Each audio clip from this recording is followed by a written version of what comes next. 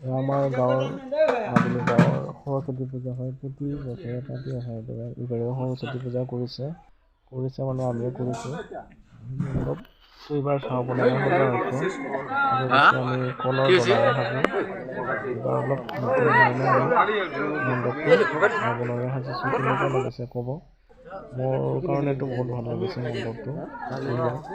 guys আপোনালোকক comment কৰি জনাব মণ্ডপটো কেনেকুৱা হৈছে বাৰু আমাৰ পূজাৰ কাম আৰম্ভ হৈ আছে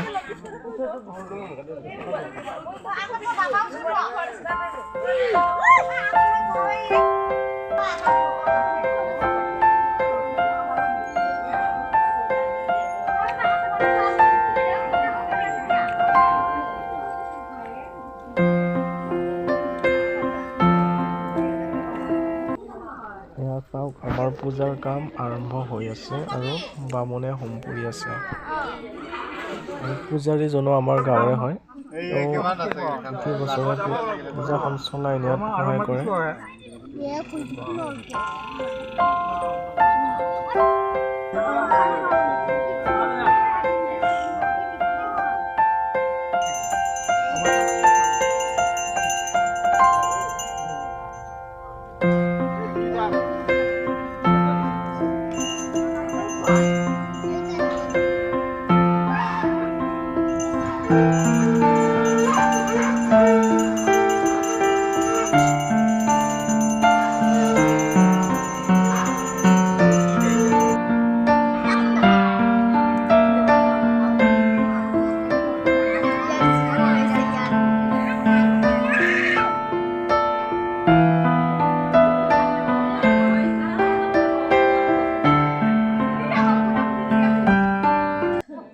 আমাৰ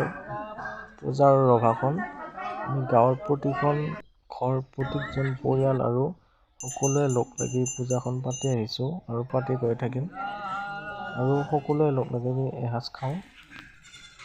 আৰু ইয়াতে আজি আমাৰ লোকেল মানুহখিনিকে দেখা পাব কাৰণ মই ক'তো বাহিৰত ভিডিঅ' বনাব যোৱা নাই আজি গতিকে আমাৰ গাঁৱৰ মানুহবোৰক আপোনালোকে যদি চিনি পায় ভালদৰে চাব লোকেল মানুহখিনিৰ বাদে আজি বেলেগ মানুহ আপোনালোকে লগ নাপায় আমি সৰস্বতী মাক প্ৰণাম জনাইছোঁ আৰু সকলোৱে লগ লাগি আমি সেৱা পুষ্পাঞ্জলি অৰ্পণ কৰিছোঁ যাতে আমাৰ ছাত্ৰ ছাত্ৰীসকলৰ জীৱন সুন্দৰ হয় এয়া বিট গাজৰ পিঁয়াজ জলকীয়া বিলাহী এনেকুৱা কিবা কিবি দি পেলাই এখন চাটনি বনাইছে লগত খাবৰ কাৰণে এয়া ভাত ৰান্ধি ৰাখি থৈছে গৰম ভাত হয় কাৰণ অলপ সময়ৰ পিছতে আমাৰ খাদ্য আৰম্ভ হ'ব এয়া কবি চব্জি বনাবৰ কাৰণে এয়া মছলা কেঁচা মটৰ নিমখ এয়া বিলাহী এখন টপ বনাব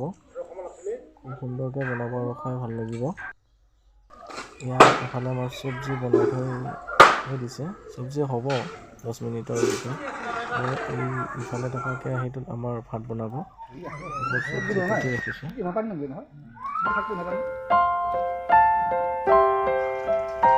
আলু আধা কিলো মান লাগব